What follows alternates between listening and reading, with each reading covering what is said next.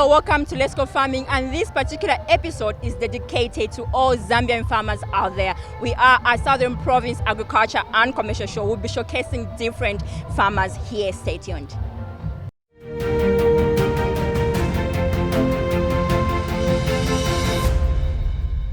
Right now we're joined by Mr. Laxon Banda, who is from Popota College. Sir, welcome to Let's Go Farming. Thank you so much, and you are welcome to Popota Agricultural College stand.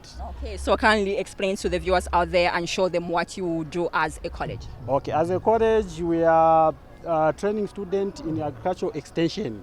And under extension, there are various courses that we offer, like as you can see under engineering here, we are training students to make simple tools, such as a rake there, the building trowel, and axe there.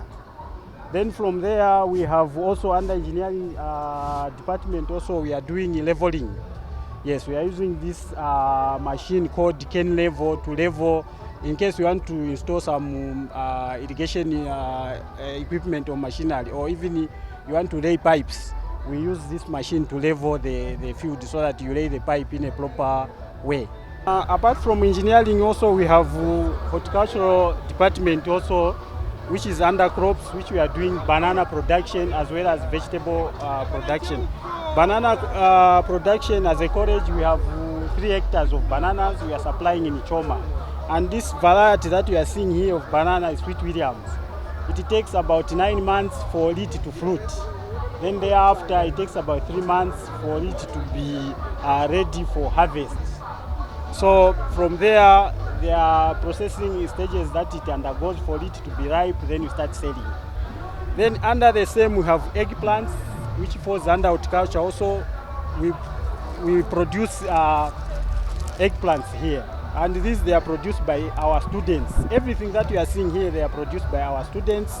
And us, we come in to market these and sell them as income generating activity. We also have tomatoes here, also under horticulture, which we produce as a college. Of course, what it is when we produce, we feed our students, and the extra we sell them, and the income goes to the college. Also processing some vegetables, we are drying them in the solar vegetable dryer like this one. So we are drying this using the solar dryer. As we are drying there, we are keeping the nutritive values. We don't lose it.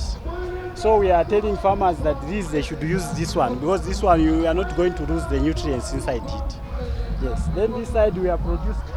So under crop production also we are producing different food crops such as soybeans, sunflower, groundnuts, beans, and also as we are more into local maize this side. Because we are saying nowadays people they are into hybrid maize, which some of them are GMOs. So you find they will have health issues to our bodies.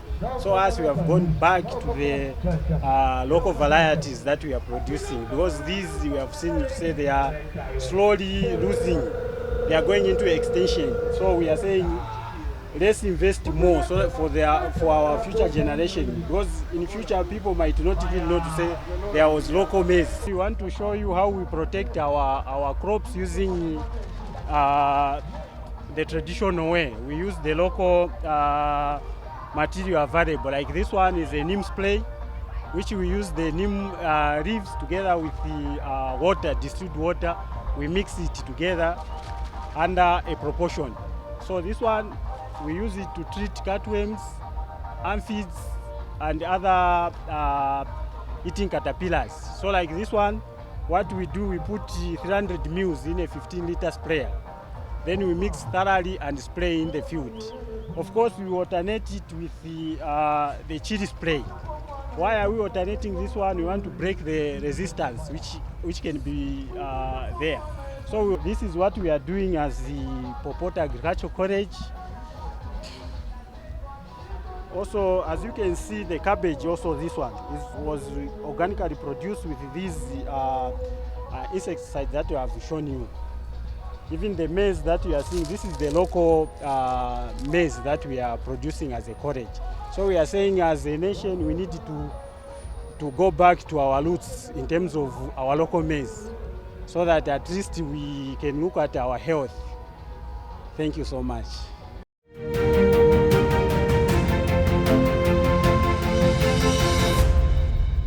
Welcome back. Today, as we know, we are celebrating a Zambian farmer and we are here at the showground. Now we are joined by Mr. Guest Hanambole from Kazungula district. He's representing farmers from Kazungula district. How are you, sir? Thank you for joining us on Let's Go Farming. I'm fine. Welcome to Kazungula. Yes, Kazungula district in Livingstone. In Livingstone. Yes. So fun. So tell you the viewers what you have.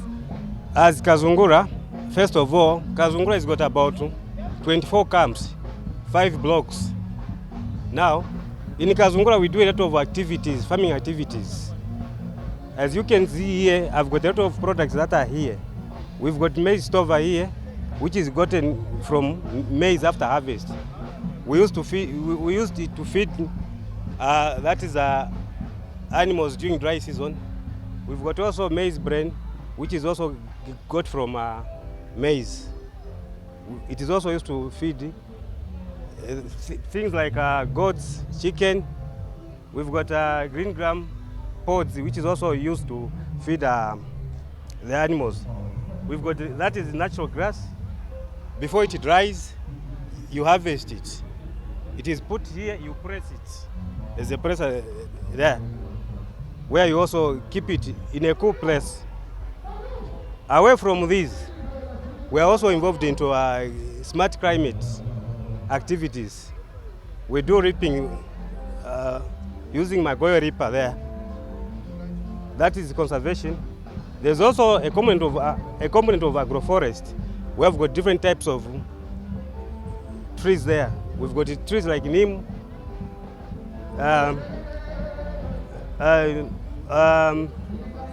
mangoes, guavas, talk of Gricidia. Some are fertilizer trees. Some are used as in nutrition, such as moringa. We also keep goats. We are involved in livestock keeping. We've got goats there, improved breeds. Apart from what I've just shown you there, there's a lot that we grow in Kazungula in terms of crops. We've got all types of maize there, different products from Morocco to improved breeds. We don't only do farming, we also collect wild fruits, which we dry them, like the mzinzira, the manegos, take off the mawis. We also grow pumpkins. We also grow bananas. We also grow winter maize. There's fresh maize there. There's also groundnuts there. We've got different varieties. Talk of MGV5, Kadononga, Makuru Red. We also grow lemons, oranges, nuts. So I've seen some juice there. What's happening? Like, can you explain to us about the juice? Yeah. We are talking about a healthy economy. We haven't left out the children as well. We also make local drinks from these products which I've just mentioned. From Mabuyu, we make Mabuyu drink. From Mundambi, we make Mundambi drink. Those are the drinks that we are seeing there. There's also Chibantu there, locally brewed, so that we can feed our children. This is what we do as Kazungula farmers. But the last, not the least, we are also involved into beekeeping. In Kazungula, as I said, there are 24 camps. And then out of these 24 camps, 19 are practicing beekeeping. In each camp, there are 10 farmers, 5 male, 5 female. You are welcome.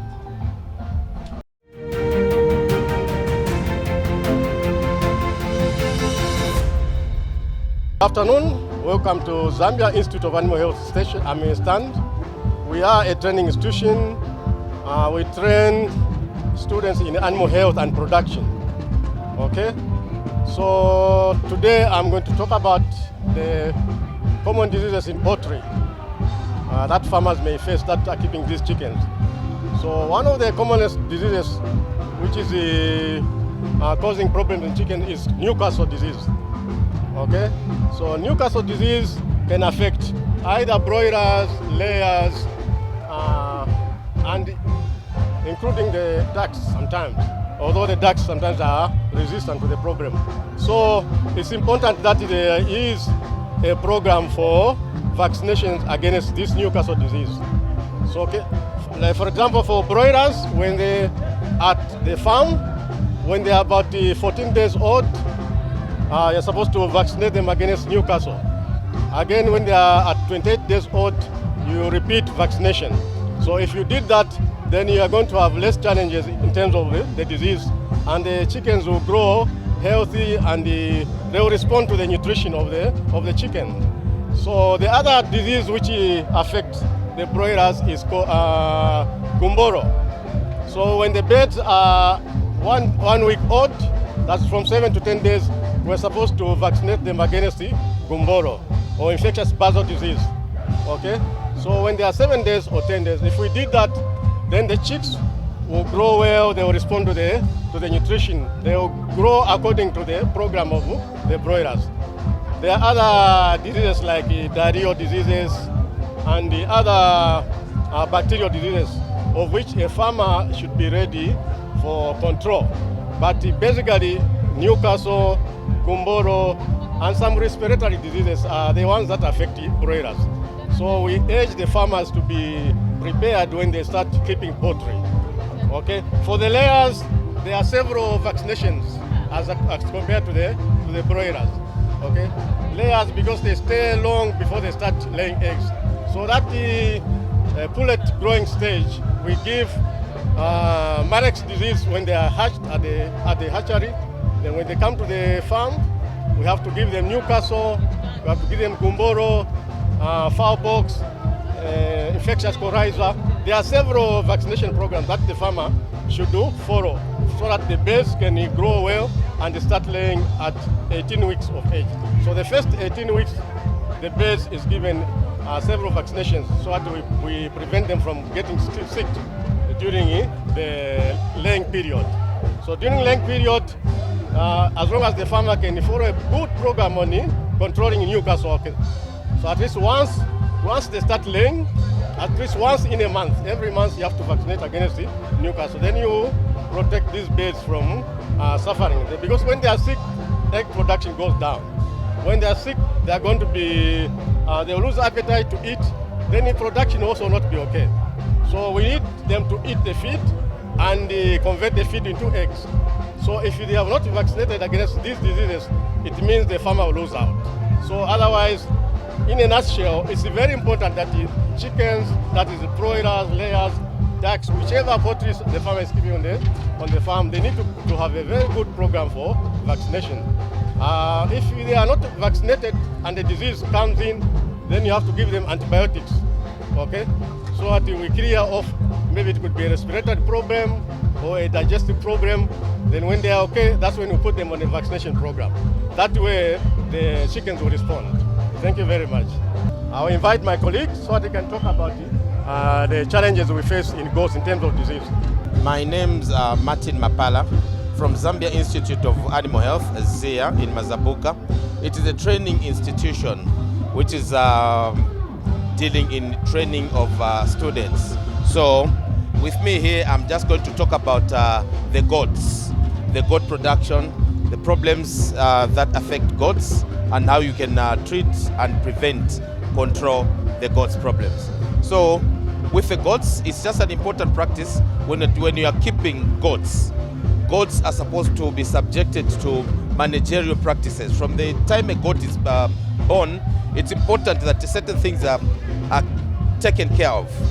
Just from its maybe coming into life, you are supposed to ensure that the goats are dewormed, because worms is a very, very critical internal parasite that causes a lot of economic problems in the goat production. Then it's also important to control the external parasites. external parasites, which is the ticks and tick-borne diseases. The ticks themselves, they cause what we call tick-borne diseases. And some of the tick-borne diseases that we have around Babesia. Babesia is a very common goat disease that can be identified by passing blood in the urine. Then there is also what we call heart water. Heart water has got a very big sign which comes along with which can be identified by a goat not behaving normally, by running around, falling, and even dying. Then there is actually a lot of tick-borne diseases, and the tick-borne diseases can actually be controlled by dipping our goats. If the goats can be dipped, then you are ensured, you are rest assured that the ticks are controlled, and you won't have cases of tick-borne diseases. Then for internal parasites, the worms are a very, very big problem. They cause a lot of negative economic impact on the local farmers and the smallholder goat keepers. So you also have to ensure that goats are dewormed at least twice in a year, just before the onset of the rain and after the onset, and after just at the end of the rain season. It's also an important practice that goats are kept in a proper or standard housing facility. Just as you can see the way it is, there has to be at least a distance from the ground up to where the goats rest. Then from there, it's important that we've got some rails where the goats droppings can actually go down and can be collected for use maybe in the garden or in the fish.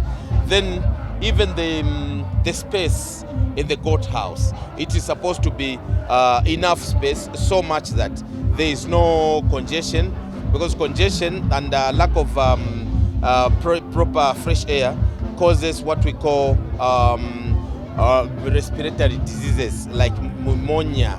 So the best way you can actually control pneumonia is to ensure that there is proper free flow of air. Air can actually come through and then it goes out. Then you are assured that your goats are going to be prevented from having respiratory diseases. I think with these few concerns, I say thank you.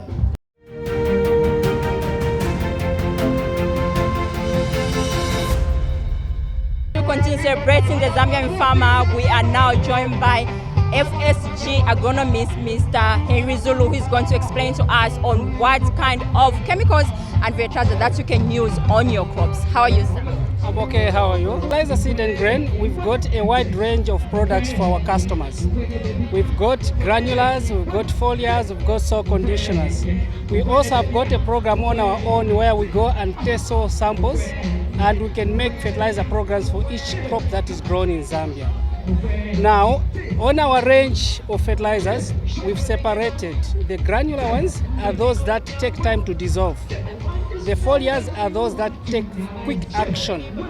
So depending with the timing, we advise we can start with a foliar fertilizer, looking at the potential of the crop. Depending on the situation, it's dry. You can't put any granular, you can use a foliar. But that is rich in certain elements that can support as a base oil, e.g. phosphorus and potassium. Okay.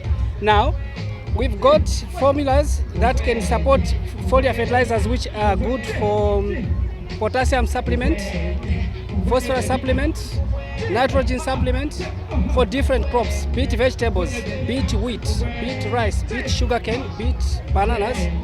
We will advise correctly. What we want is that farmers should understand that there are some hard times when always rains are not there, it's a drought. Foliar fertilizers are very helpful. At Superfet, we've got foliar fertilizers which are totally pure products with very recommended nutritional levels that at least it will make a crop grow and produce those desired results that you want. My friend is going to come in later to come and talk about the granular formulas, but otherwise we've got H85, which is a very good product that can help to build a soil to an appreciable standard. We've got Cosmoroot that is going to supply the NPK balance. We've got Barrier, we've got Mainstay Calcium, Magnesium, Mainstay Magnesium. Those are some of the products that if you apply them, you are assured of a required result. That's why we are encouraging, if a soil is tested, a result is produced, then we will know at what level can we apply all these formulas. Kelly, for instance, is a foliar fertilizer which is rich in potassium.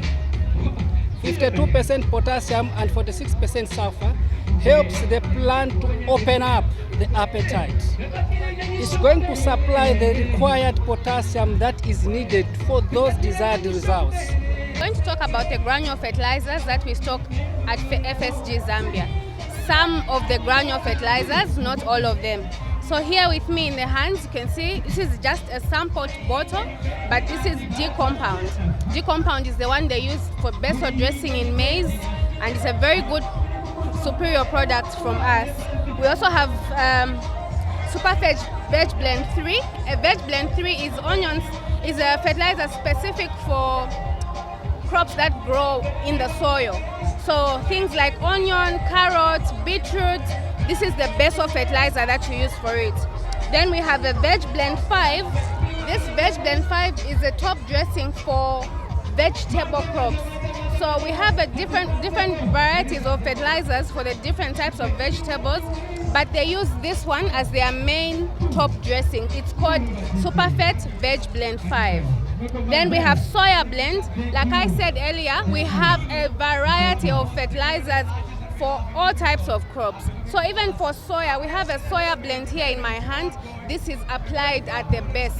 So come through to FSG Zambia. You will find all these and more products in stock for you. That's all that this episode could accommodate as we were celebrating the Zambian farmer here at the showground. Thank you for watching. Till next time. Bye-bye.